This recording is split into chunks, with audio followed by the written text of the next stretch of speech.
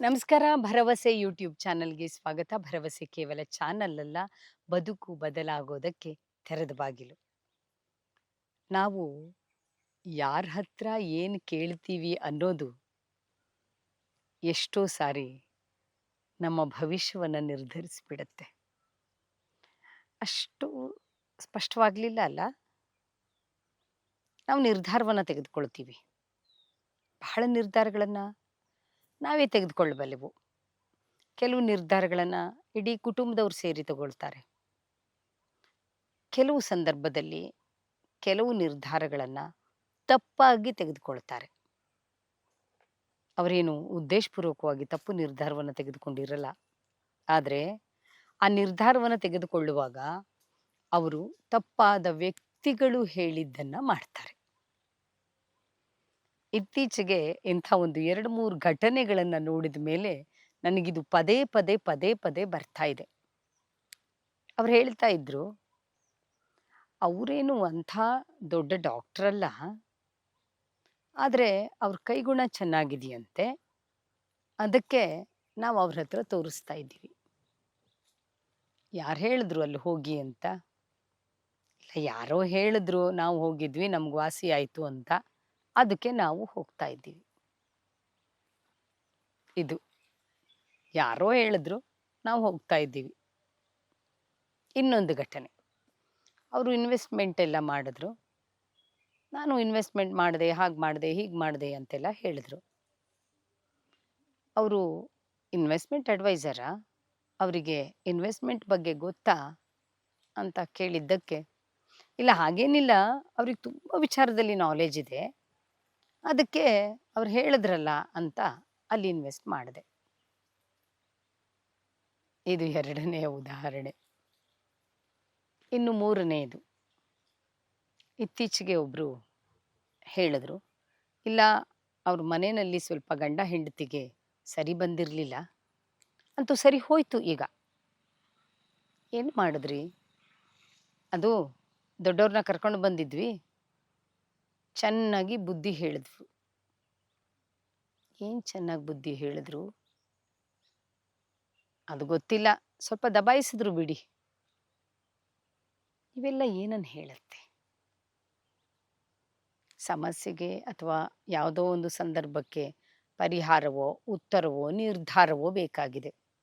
ಆದರೆ ಸರಿಯಾದ ವ್ಯಕ್ತಿಯನ್ನ ಅಪ್ರೋಚ್ ಮಾಡಬೇಕು ಅಂತ ಅವ್ರಿಗೆ ಗೊತ್ತಾಗ್ತಾ ಇಲ್ಲ. ನಾವು ಬಹಳ ಸಂದರ್ಭದಲ್ಲಿ ಜೀವನದಲ್ಲಿ ಎಡುವುದು ಇದನ್ನೇ. ಸರಿಯಾದ ವ್ಯಕ್ತಿಯನ್ನ ಸರಿಯಾದ ಸಮಯದಲ್ಲಿ ಅಪ್ರೋಚ್ ಮಾಡೋದಿದೆಯಲ್ಲ, ಅದು ನಮ್ಮ ಜೀವನವನ್ನೇ ಬದಲಾಯಿಸಿ ಬಿಡುತ್ತೆ. ಅದು ನಮ್ಮ ಜೀವನದ ಮೇಲೆ ತುಂಬ ದೊಡ್ಡ ಇಂಪ್ಯಾಕ್ಟನ್ನು ಕ್ರಿಯೇಟ್ ಮಾಡುತ್ತೆ. ಆದರೆ ನಮಗೆ ಅದು ಗೊತ್ತಿರಲ್ಲ. ಯಾರೋ ನಮ್ಮ ಆಪ್ತರು ಹೇಳಿದ್ರು ಅಂತ ಹಾಗೆ ಮಾಡ್ತೀವಿ. ಅವ್ರು ನಮ್ಮ ಆಪ್ತರು ಇರಬಹುದು, ಅವ್ರು ಹೇಳಿ ಇರಬಹುದು, ಆದರೆ ಅವರಿಗೆ ಆ ಕ್ಷೇತ್ರದಲ್ಲಿ ಪರಿಣಿತಿ ಇದೆಯಾ? ಅದು ಬಹಳ ಮುಖ್ಯ. ಯಾರೋ ಹೇಳಿದ್ರು ಆ ಡಾಕ್ಟ್ರಿಗೆ ತೋರಿಸಿ ಅಂತ, ಹಾಗಲ್ಲ. ಯಾರೋ ಹೇಳಿದ್ದಲ್ಲ. ಅಂದರೆ ನಮಗೆ ಈ ಪರಿಶೀಲಿಸುವ, ನಿರ್ಧರಿಸುವ ಒಂದು ವಿವೇಕವು ಮತ್ತು ಅನುಭವವೂ ಇರಬೇಕಾಗಿದೆ. ಯಾವುದನ್ನು ಯಾರ ಹತ್ರ ಕೇಳಬೇಕು, ಯಾರಿಂದ ಯಾವ ಉತ್ತರವನ್ನು ಪಡ್ಕೊಳ್ಬೇಕು, ನಾನು ಯಾವ ನಿರ್ಧಾರಗಳನ್ನು ಹೇಗೆ ತೆಗೆದುಕೊಳ್ಳಬೇಕು, ಇವೆಲ್ಲವೂ ಬಹಳ ಸೂಕ್ಷ್ಮವಾದ ಸಂಗತಿಗಳು. ಮತ್ತು ಈ ಸಣ್ಣ ಸಣ್ಣ ಸೂಕ್ಷ್ಮತೆಗಳೇ ನಮ್ಮ ಜೀವನದ ಯಶಸ್ಸನ್ನು ನಿರ್ಧರಿಸುತ್ತೆ. ಯಾವುದೇ ಸಮಸ್ಯೆಗಳು, ಯಾವುದೇ ಸವಾಲುಗಳು, ಯಾವುದೇ ಚಾಲೆಂಜಸ್ಸು, ಯಾವುದೇ ಗೊಂದಲ, ಯಾವುದೇ ಸಂದಿಗ್ಧದ ಸಂದರ್ಭ ಬಂದಾಗ, ನಾವೊಂದು ನಿರ್ಧಾರವನ್ನು ತೆಗೆದುಕೊಳ್ಳುವಂತಹ ಸಂದರ್ಭ ಎದುರಾದಾಗ, ಆ ನಿರ್ಧಾರ ಬಹಳ ಸರಿಯಾದದ್ದಾಗಿರಬೇಕು. ಅಂದರೆ ಅಲ್ಲಿ ನಾವು ಸರಿಯಾದ ವ್ಯಕ್ತಿಯನ್ನೇ ಅಪ್ರೋಚ್ ಮಾಡಬೇಕು. ಸರಿಯಾದ ವ್ಯಕ್ತಿಯನ್ನ ಅಪ್ರೋಚ್ ಮಾಡದೇನೆ ನಾವು ಸುಮ್ಮನೆ ಅವ್ರು ಹಾಗೆ ಹೇಳಿದ್ರು, ಇವ್ರು ಹಾಗೆ ಹೇಳಿದ್ರು, ಅದಕ್ಕೆ ನಾನು ಹೀಗೆ ಮಾಡಿದೆ. ಇಲ್ಲ, ಅವ್ರು ಹೇಳಿರಬಹುದು, ಕೇಳಬೇಕಾದವನು ನಾನು ಅಲ್ವಾ? ನಿರ್ಧಾರ ತೆಗೆದುಕೊಳ್ಬೇಕಾದವನು ನಾನು ಅಲ್ವಾ? ಇದು ನಮ್ಮ ಎಚ್ಚರವಾಗಬೇಕು. ನಾವು ಹಾದಿಯಲ್ಲಿ ಹೋಗ್ತಾ ಇರ್ತೀವಿ, ನಮಗೆ ದಾರಿ ಗೊತ್ತಿಲ್ಲ, ನಾವು ಯಾರನ್ನೋ ಕೇಳ್ತೀವಿ, ಅವರು ಸರಿಯಾದ ದಾರಿ ಹೇಳ್ಬೋದು, ಹೇಳದೇ ಇರಬಹುದು. ಆದರೆ ನಾವು ದಾರಿ ಕೇಳುವಾಗಲೇ ಈ ವ್ಯಕ್ತಿಗೆ ದಾರಿ ಗೊತ್ತು ಎನ್ನುವವರನ್ನೇ ಕೇಳಿದಾಗ ಸರಿಯಾದ ದಾರಿ ಗೊತ್ತಾಗತ್ತೆ. ಸರಿಯಾದ ದಾರಿಯಲ್ಲಿ ಹೋದಾಗ ನಾವು ತಲುಪಬೇಕಾದ ಗುರಿಯನ್ನು ತಲುಪ್ತೀವಿ. ಅದು ಬಿಟ್ಟು ಯಾರನ್ನೋ ದಾರಿ ಕೇಳ್ತೀವಿ, ಅವ್ರಿಗೆ ಗೊತ್ತಿರೋ ದಾರಿ ಯಾವುದೋ ಹೇಳ್ತಾರೆ, ನಾವು ಇನ್ನೆಲ್ಲಿಗೋ ಹೋಗ್ತೀವಿ. ಜೀವನ ಬಹಳ ಸಂದರ್ಭದಲ್ಲಿ ಆಗೋದು ಹೀಗೆ. ನಮ್ಗೆ ಎಲ್ಲಿ ಹೋಗಬೇಕು ಅಂತ ಗೊತ್ತಾಗಿರಲ್ಲ, ಹೇಗೆ ಹೋಗಬೇಕು ಅನ್ನೋದು ಗೊತ್ತಿಲ್ಲ.